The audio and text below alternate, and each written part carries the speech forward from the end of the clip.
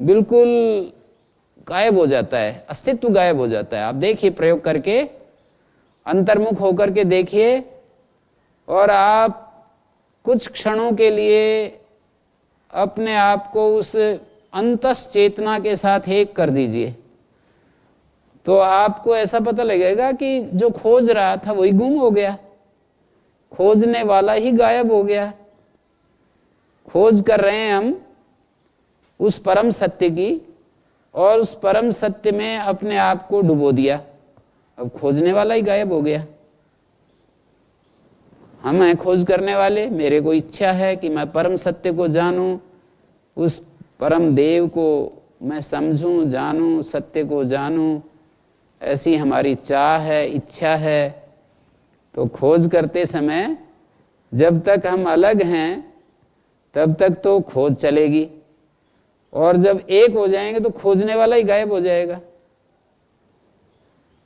ये आप इसको प्रयोग करके देखें अपने जीवन में। अलग से जब शांत हो जाएं तो ऐसे विचार रहित हो जाएं, जब, क्योंकि ये जो हम अलग जब अपने आप को महसूस करते हैं तो वहाँ इच्छा भी होगी, वहाँ प्रयत्न भी होगा, वहाँ जानने की स्थिति भी बनेगी। मैं जान रहा हूँ, प्रयत्न भी किया जाएगा कि मैं प्रयत्न कर रहा हूँ, ये सारी बातें होंगी। लेकिन जिस क्षण आप उसके साथ अभिन्न हो जाते हैं, उस क्षण आप नहीं रहते हैं। आप तब तक आप रहते हैं जब उससे अलग रहते हैं। अलग आपका एक, उससे अलग आपका एक अस्तित्व है, अलग आपकी इच्छा है, चाह है, तो तब तक तो आप अलग हैं। और उसके साथ अभिन्न हो जाएं तो आप फिर अपने आप को भी आप अनुभव नहीं कर सकते कि मैं ये हूं और ये है, ऐसा नहीं होगा। तो अग्नि देव परमात्मा से ये कहा कि हमें सुपथ से ले चलो, आप समस्त उत्तम ज्ञान के ज्ञाता हैं, आप समस्त उत्तम कर्मों के ज्ञाता हैं, सारे वयुन आपके ध्यान में हैं, सारे उत्तम कर्म आपके ध्यान में हैं। योधि अस्मत् जुहुराण में न, हमारे से जो जुहुराण में न है उसको दूर कर दो। युयोधि अलग करके लिख रहा हूं, संधि विच्छेद करके लिख रहा हूं, ये ई को यह हो रहा है। योधि अस्मत्, ये जय है, इसको तय हो जाएगा, अस्मत् तय, मूलतः तय है, तय भी दय हो गया। अस्मत् जुहुराणम एना,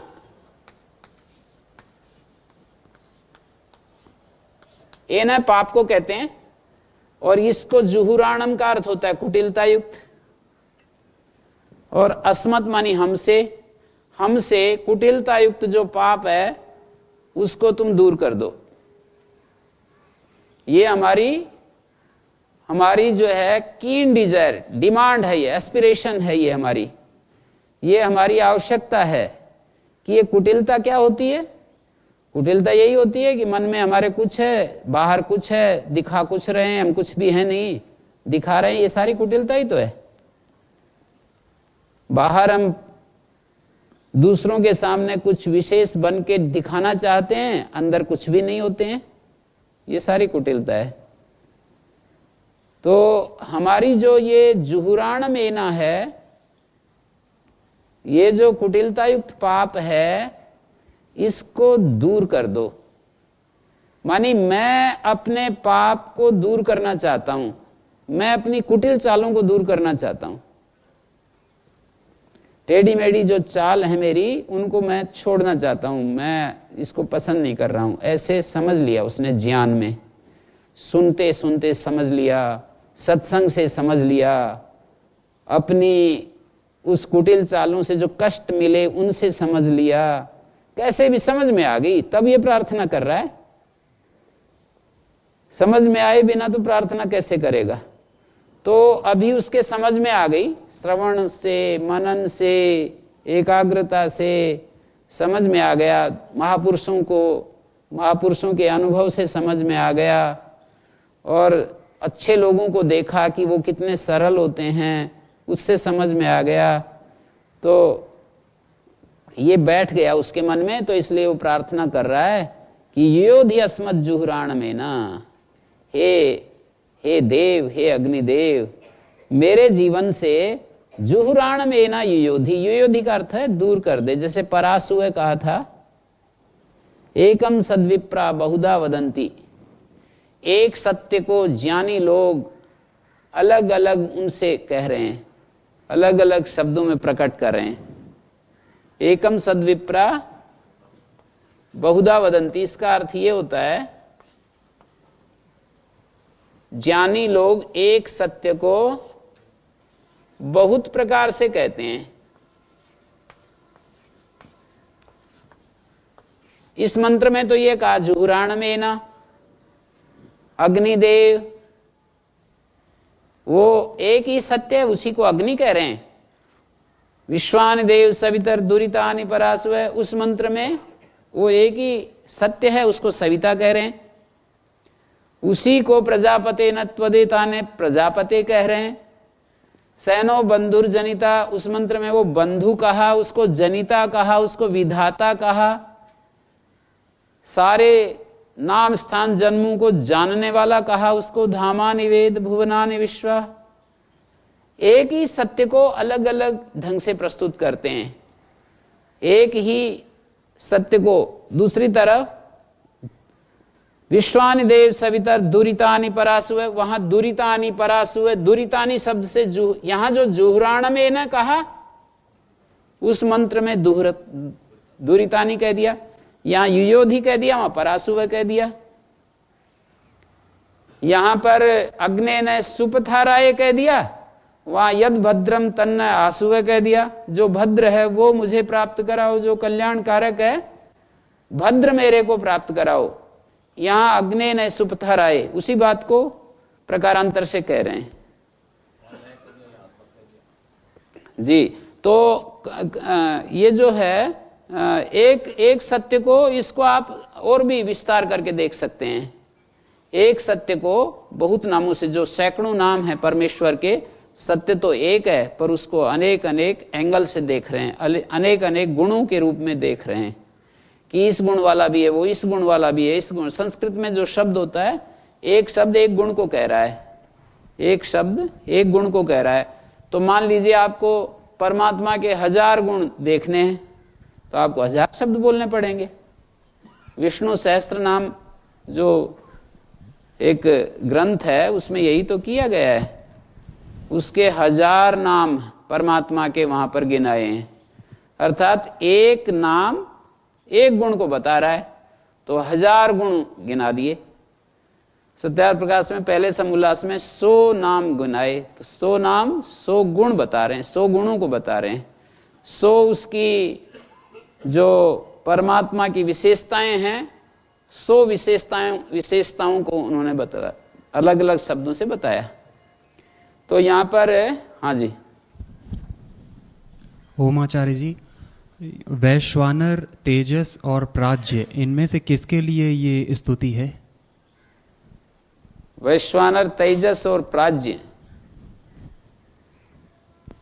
वैश्वानर रूप तो वो है जो ये इस सृष्टि में, जो हमारे मनुष्यों में आया हुआ है। तेजस रूप वो होता है जो उसका सूक्ष्म रूप होता है, उसका जो सूक्ष्म रूप होता है परमेश्वर का, जो एक प्रकार से हमारे, यूं कहना चाहिए कि जैसे कि हम एक ध्यान में बैठे हुए होते हैं, और ध्यान में जो हमारे को परमेश्वर का जो एक स्थिति बनती है, वो उसका तेजस रूप है। और प्राज्य रूप उसका वो है जो कि अति चेतन, जो उसका स्वरूप है, प्राज्य स्वरूप है। तो विश्वानर रूप तो जो है सभी इन पदार्थों में जो उसकी क्रियाएं, उसके रीत नियम काम कर रहे हैं, वो उसका वैश्वानर रूप है। हर चीज में जो उसकी शक्ति काम कर रही है ना, तो हम उसके प्राज्य रूप का ही ध्यान कर रहे हैं, ऐसे समझ सकते हैं। प्रकृष्ट ज्ञान युक्त जो उसका रूप है, उसका हम उसी का ध्यान कर रहे हैं। परंतु वो तो एकदम मौन है, सभी प्रपंचों से शांत एकदम, तो वो क्या करेगा हमारे लिए? वो तो उदासीन है, पर हम जो है जब उसके साथ जुड़ते हैं तो ऐसी परिस्थिति पैदा होती है हमारे भीतर, सहज एक क्रिया शुरू होती है हमारे अंदर, और उस में हमारा परिवर्तन शुरू हो जाता है। हम जो है उसके साथ एक हो जाते हैं, और उस एकत्व में कुछ ऐसे अंदर कुछ परिवर्तन घटित होता है कि सहज स्वाभाविक नियम से हमारा रूपांतरण हो जाता है, ऐसा मैं समझता हूं। और इन्होंने वो प्राज्य रूप सर्वथा मौन, वैश्वानर और जैसे तेजस, प्राज्य, और उसका तुरीय रूप जो कहा जाता है वो है मौन। तो उसका जो मौन रूप है वो तो तुरीय रूप है। प्राज्य रूप तो उसका सर्वेश्वर रूप, एस सर्वेश्वरा, एस सर्वभूतानाम अधिपति, ऐसे ऐसे वहां पर छठी श्रुति में, मांडुक उपनिषद की छठी श्रुति में दर्शाया है। तो प्राज्य के एक तो अर्थ होता है जैसे हमारे अंदर जो प्राज्य रूप है प्रअज्ञ, सुसुप्ति में जो होता है प्रकृष्टता से अज्ञ, अर्थात एकदम से वो जो आप बोल रहे हो वो प्रअज्ञ ऐसा। और प्राज्ञ का एक अर्थ ये भी होता है प्रकृष्टता से, प्रज्ञ से प्राज्ञ बनाएंगे तो अर्थ ये होगा प्रकर्षता से जानने वाले। दो अर्थों को दे रहा है ये प्राज्ञ शब्द। सुषुप्ति में जो हमारा आत्मा है वो प्रअज्ञ है, और जब हम परमेश्वर के साथ प्राज्ञ शब्द जोड़ेंगे ना तो वो उसका प्रकृष्ट ज्ञान वाला रूप होगा। हमारे अंदर सुसुप्ति में एक जो स्वरूप है आत्मा का, हमारे अंदर मानी इस देह के अंदर हमारी आत्मा का एक वैश्वानर रूप है जो कि जागृत अवस्था में होता है। हमारे इस देह के अंदर जो स्वप्नावस्था में तेजस रूप प्रकट होता है। हमारे इस देह के अंदर सुसुप्ति अवस्था में प्राज्य रूप प्रकट होता है। हमारे इस देह के अंदर इन तीनों अवस्थाओं से अतीत तुरीय रूप प्रकट होता है। लेकिन परमेश्वर जो इस हिरण्यगर्भ में विद्यमान है तो उसका वैश्वानर रूप तो वो होगा जो इन समस्त भौतिक प्रपंच के अंदर जो उसके रीत नियम काम कर रहे हैं। तेजस रूप उसका वो होगा जो कि उसका एक प्रकार से ज्ञान की जो एक उसकी चिन्मयता है, जो उसके अंदर जो एक चिन्मय जो स्वरूप उसका है वो तेजस रूप है। और उस परमेश्वर का विशेष ज्ञानवान जो रूप है जो सब भूतों का अधिपति है, और वहां पर ये शब्द दिए हैं ए सर्वेश्वर, सर्व भूतानाम अधिपति, सबका मालिक, सर्वेश्वर है। तो ऐसे समझ सकते हैं। ये गुरुजी दोनों शब्द प्रयोग होते हैं, प्रज्ञ भी और प्राज्य भी, ये थोड़ा इनका डिफरेंस समझ में नहीं आ रहा। देखो प्रअज्ञ प्राज्ञ, इनको आकाशवर्ण दीर्घ करेंगे तो प्राज्ञ बनेगा। यहां पर प्रज्ञ शब्द है, इससे अण प्रत्यय कर दिया और इस ए को आ हो गया। तो ये प्रअज्ञ से तो फिर अज्ञ हो गया, मतलब अज्ञानी हो गया, इससे जानवान कैसे ले? दो शब्द बता रहा हूं मैं, एक शब्द पर खींच कर ले जा रहे हो। दो शब्द बता रहा हूं, एक है प्रअज्ञ प्राज्ञ। हमारी सुसुप्ति में जो हमारा आत्मा है वो प्राज्ञ होता है, पहले वाला। परमेश्वर के साथ में जब प्राज्ञ लिखते हैं, बोलते हैं, तो परमेश्वर के लिए जब प्राज्ञ बोलेंगे तो प्रज्ञ से तद्धित अण प्रत्यय करके प्राज्ञ बनेगा। दो अलग अलग शब्द हैं, स्पष्ट हुआ? अलग अलग दो शब्द हैं। एक हमारे इस जीव के साथ जोड़ करके देख रहे हैं, दूसरा परमेश्वर के साथ। तो मैंने कहा परमेश्वर के साथ जो प्राज्य है वो प्रज्ञ शब्द से प्राज्य अण प्रत्यय करके तद्धित अण के कारण से ये आ में बदल जाता है। जैसे दशरथ, दशरथ शब्द से प्रत्यय यदि हम तद्धित कर देते हैं, ईय प्रत्यय कर दिया मान लीजिए, तो ये ईय के कारण से ये 10 आ में बदल जाता है और ये ई इसमें मिल जाता है, दाशरथ ही बन गया। भरत शब्द से जैसे भारत बन गया, भरत के अ को आ हो जाता है। ऐसे कितने सैकड़ों शब्द देख सकते हो, आ में बदल जाता है, ई आई में बदल जाता है, ऊ औ में बदल जाता है। ईश्वर के लिए जो प्राज्य शब्द प्रयोग करते हैं वो मूल में प्राज्य है, प्रज्य है, प्रज्ञ शब्द है, इससे तद्धित अण करके प्राज्य बनेगा। तो यहां प्रकृष्ट ज्ञानवान ऐसा अर्थ हो गया, प्रकृष्ट ज्ञानवान। वो जो एक विभाग किया है वहां पर मांडुक्य श्रुति में, वो समझाने के लिए, हमारे इस आत्म स्वरूप को समझाने के लिए वहां ये व्यवहार किया है। उसको ईश्वर के संदर्भ में हम घटाना भी हमारे लिए थोड़ा सा मार्ग से हट करके जा रहे हैं। हम वहां पर जो है ईश्वर का स्वरूप नहीं समझा रहे, वहां पर हमारे आत्मा को समझाने के लिए वो बात उठाई है कि हमारी जो आत्मा है जागृत अवस्था में वैश्वानर स्वरूप होती है, अर्थात सारे वहां पर दिखाया कि एकोनविंशति मुख है, सप्तांग, 7 अंगों वाला, 19 मुखों वाला स्थूल भूख वैश्वानर, ऐसा दिखाया। स्थूल भूख स्थूल पदार्थों के साथ जुड़ा हुआ, और जो तेजस रूप है वो स्वप्न अवस्था में होता है।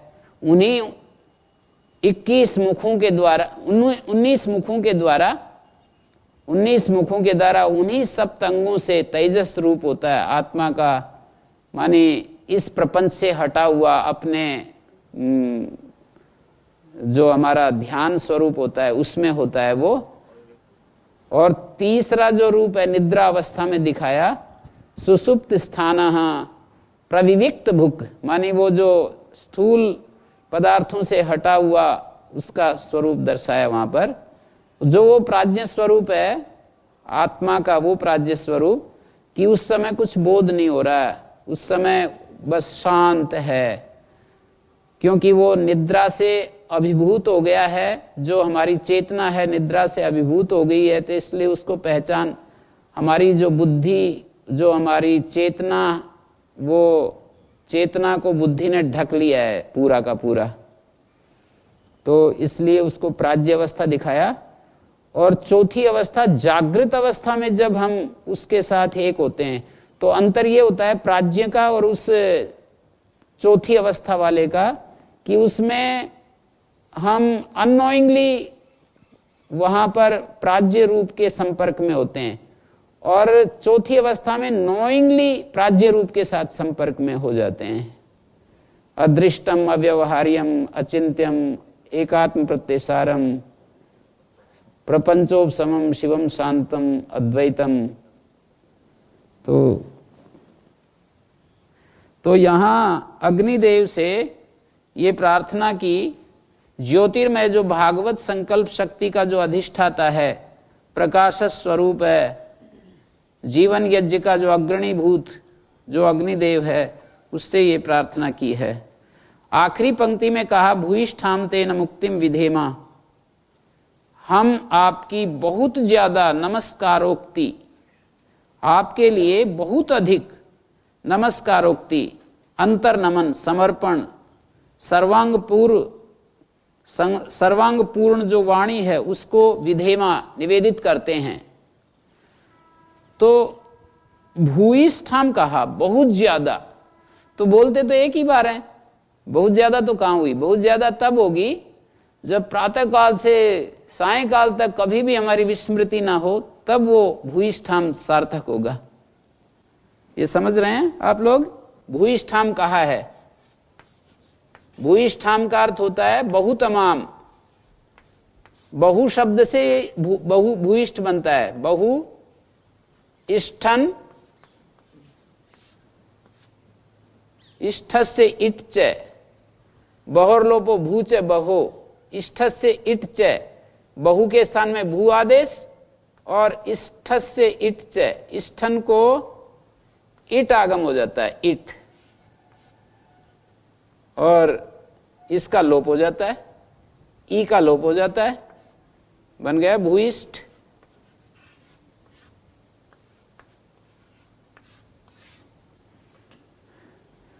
तो बहु शब्द से भूइष्ठ बनता है। ये शब्द मूल बहु है, उससे भूइष्ठ बना है। तो भूइष्ठ, ये जो इष्ठन जुड़ा है, ये सुपरलेटिव डिग्री के अर्थ को देता है, मानी बहु तमाम। इसको दूसरे शब्दों में कहोगे तो ये कहना होगा, ये स्त्रीलिंग में है भूइष्ठाम, तो बहु तमाम। नम उक्तिम नमस्कारोक्ति, हम तेरे लिए बहुत ज्यादा नमस्कारोक्ति, अंतर्नमन, अंतर्नमन की, समर्पण की, सर्वांग परिपूर्ण वाणी को हम बोलते हैं। नम उक्तिम, अंतर्नमन की, सर्वांग परिपूर्ण जो वाणी है, समर्पण की जो सर्वांग परिपूर्ण वाणी है, उसको हम निवेदन कर रहे हैं। समर्पण की वाणी को आपके सामने निवेदन कर रहे हैं, इसको स्वीकार करो। किस तरह से निवेदन होगा ये निवेदन केवल एक बार बोलने से तो पूरा नहीं होगा, ये फिर घटेगा नहीं अर्थ। बहुतमाम, बहुतमाम का अर्थ घटाने के लिए बहुत, इसको कहना चाह रहे हैं कि बहुत ज्यादा मैं बहुत ही ज्यादा निवेदन कर रहा हूं, आपको बहुत अधिक निवेदन कर रहा हूं। किस बात के लिए निवेदन कर रहा हूं? दो बातें तो कही पूरे मंत्र में। एक बात तो कही है कि सुपथ से ले चलो, और दूसरी बात कही है कि मेरे जीवन से कुटिलता युक्त जो पाप है उसको दूर कर दो।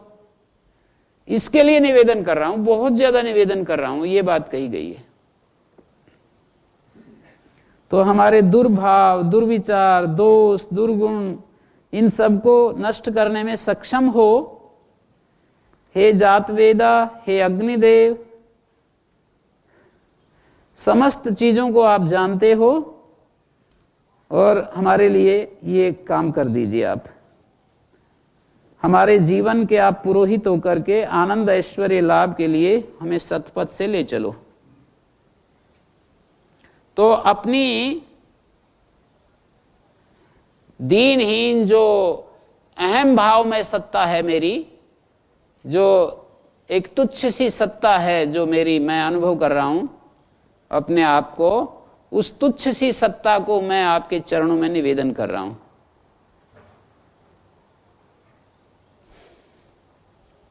वेद एक अर्थ में भक्ति गीत है, भगवान का भक्ति गीत है, और प्रार्थना गीत भी कह सकते हो। ये प्रार्थना गीत है। तो बार बार प्रार्थनाएं गाई गई हैं, प्रार्थनाएं जो हैं की गई हैं कि हे प्रभु। इसमें प्रार्थना में एक विषय तो ये आ जाता है कि प्रार्थनाओं में ये विषय आ जाता है कि जीव की क्या क्या प्रायोरिटीज होनी चाहिए, जीवन की आवश्यकताएं हमारी कैसी कैसी होनी चाहिए, उन विषयों को भी प्रार्थना में हम समझ सकते हैं प्रार्थनाओं के माध्यम से। जब वैदिक ऋषियों की प्रार्थनाओं को हम देखते हैं तो हम ये समझ सकते हैं कि जीवन की, हमारे जीवन की कौन कौन सी प्राथमिकताएं हैं, प्रायोरिटीज हैं, हमें जीवन में किन किन चीजों को महत्व देना चाहिए। तो इसमें जैसे कुटिलता युक्त पापाचरण को दूर करने की बात कही, तो ये हमारे जीवन का वो होना चाहिए, लक्ष्य होना चाहिए। हमारे जीवन का ये केंद्रीभूत माने फोकस, जो हमारे जीवन का जो फोकस है वो यहां होना चाहिए। जीवन में दुर्गुण, दुर्व्यसन ये सब ना हो, कुटिलताएं ना हो, और सुपथ से चलने के लिए निरंतर हमारे अंदर अभिप्सा होनी चाहिए कि मैं सुपथ से चलूं, सही रास्ते से चलूं, सही मार्ग से चलूं। और इसके लिए आखिरी में समर्पण की बात कही, भूयिष्ठामते न मुक्तिम विधेमा। ये जो नमस्कार होता है ये समर्पण की बात है। जैसे संध्या में नमस्कार मंत्र को समर्पण मंत्र कहा है, तो यहां देह, प्राण, इंद्रिय, मन, इसका आपके लिए हम समर्पण कर रहे हैं। अर्पण के लिए कुछ है नहीं हमारे पास, तो इसी को अर्पण कर रहा हूं। ये जो शरीर है आपका है, अर्थात शरीर की अपनी कोई चाल नहीं रहेगी। मैं समर्पण कर रहा हूं तो अब शरीर की कोई इच्छा नहीं रहनी चाहिए। मैं समर्पण कर रहा हूं तो अब मन की कोई चाल नहीं चलनी चाहिए, मन की कोई अलग इच्छा नहीं रहनी चाहिए। तो इन 8 मंत्रों में किसी को कुछ पूछना हो तो, कोई शब्द आपको अस्पष्ट हो?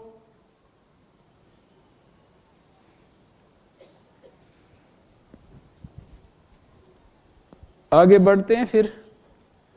स्वस्ति वाचनम। स्वस्ति का अर्थ होता है सुअस्ति। शुभ को स्वस्ति कहते हैं, मंगल को स्वस्ति कहते हैं। उसका कथन किया गया है यहां पर, स्वस्ति का कथन किया गया है। अग्निमीले पुरोहितम यज्ञस्य देव मृत्विजम होतारम रत्न धातमम। ये जो दिव्य अग्नि है, ये भौतिक अग्नि और एक दिव्य अग्नि, परमेश्वर अग्नि को अग्निम कहा। अग्निमीले पुरोहितम, मैं उपासना करता हूं। अंतर्यज्ञ का जो यजमान, मैं अग्नि की उपासना कर रहा हूं, दिव्य अग्नि की उपासना कर रहा हूं। दिव्य प्रकाश स्वरूप जो परमेश्वर है उसकी उपासना कर रहा हूं। कौन कह रहा है ये बात? अंतर्यज्ञ का उपासक। एक बहिर्यज्ञ होता है तो वहां एक अग्नि होती है यज्ञ कुंड में जो जलती है, उस अग्नि की उपासना ये भौतिक यज्ञ करते समय की जाती है। और जब हम अंतर्यज्ञ करते हैं, अपने परमात्मा की उपासना करते हैं, अपने भीतर जो अंतर्यामी स्वरूप परमेश्वर है उसकी उपासना करते हैं, तो उस समय वो अग्नि अंदर जो बैठा हुआ अंतर्यामी है उसको अग्नि कह रहे हैं। और ईड़े का अर्थ है उपासना कर रहा हूं, मैं अग्नि की उपासना कर रहा हूं। कैसा अग्नि है वो? यज्ञ से पुरोहितम, अंतर्यज्ञ का पुरोहित है वो, अंतर्यज्ञ का पुरोहित बना हुआ है वो। पुरोहित वो होता है जो हमें आगे ले जाता है, जिसको हम आगे रखते हैं। जैसे यजमान पुरोहित 2 होते हैं, तो एक यज्ञ करने वाला होता है, एक यज्ञ का मार्गदर्शक होता है कि ऐसे ऐसे चलो, ऐसे करो, तो उसको पुरोहित कहते हैं। तो यहां पर ये कहा कि यज्ञस्य देवम, उस यज्ञ का जो देवभूत है, अग्नि के ही सारे ये विशेषताएं बता रहे हैं। कैसे अग्नि की उपासना कर रहा हूं मैं? एक पुरोहित अग्नि की, एक यज्ञस्य देवम, या यूं समझो यज्ञस्य पुरोहितम, यज्ञ का जो पुरोहित, अंतर्यज्ञ का जो पुरोहित बना हुआ है, और उस अंतर्यज्ञ का जो देव बना हुआ है। यहां पर देवम, यज्ञस्य पुरोहितम, यज्ञस्य देवम, दोनों की तरफ जुड़ रहा है ये यज्ञस्य शब्द। यज्ञ का पुरोहित है जो अग्नि, यज्ञ का देव है जो अग्नि, यज्ञ का देवभूत है वो। और ऋत्विजम, वो अग्नि कैसा है? ऋत्विज है वो, ऋतु के अनुसार यजन किया जाता है, इसलिए अग्नि को ऋत्विक कह रहे हैं। ऋतु ऋतु में अग्नि का यजन किया जाता है, इसलिए अग्नि को ऋत्विज कहा है। अग्नि को पुरोहित कहा, अग्नि को ऋत्विक कहा। और ऋत्विक में जो ऋतु शब्द है वो ऋत का भी वाचक है, सत्य नियम का। माने ऋतम और ऋतु समान धातु से बनते हैं, तो ऋत्विक, ऋतु और ऋत, ऋत्विक। सत्य का जो विधान है, ऋतस्य सत्यस्य विधानम तस्य देशा काल निमित्तम च ऋतु शब्देन अभिप्रेयन्ते वेद मंत्राणाम आध्यात्मिके अर्थे। जो ऋत है, सत्य है, उसका विधान, उसका देश, उसका काल, उसके निमित्त, सत्य के देश, काल और निमित्त को ऋत शब्द से कहा गया है।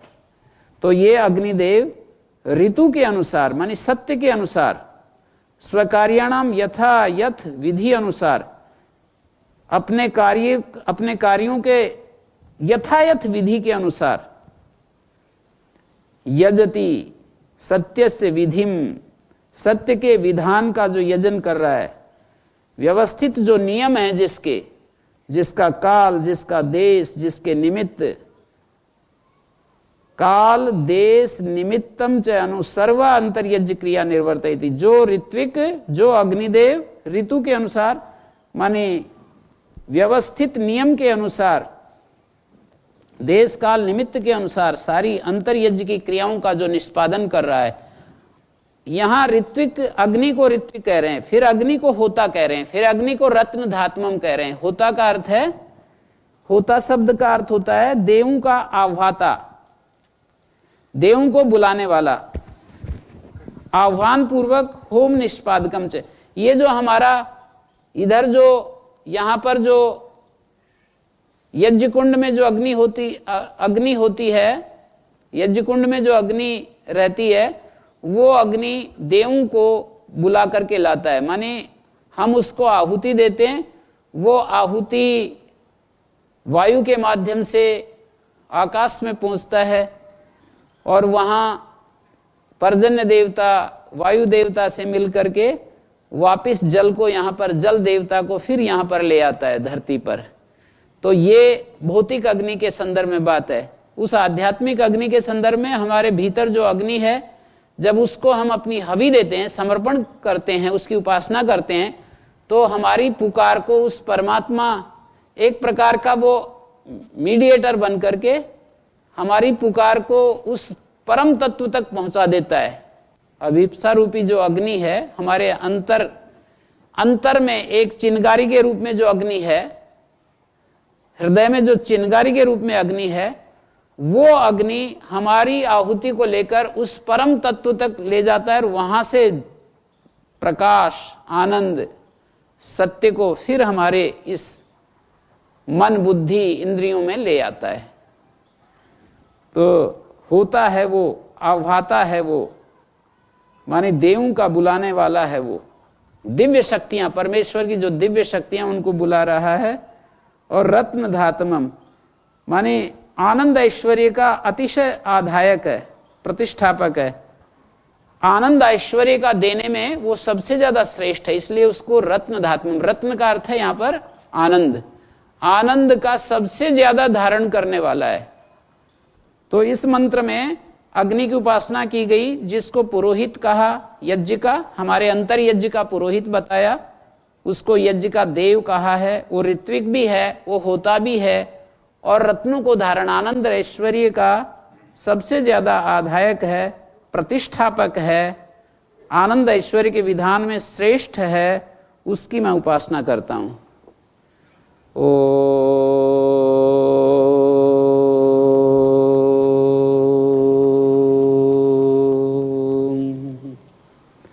शांति शांति।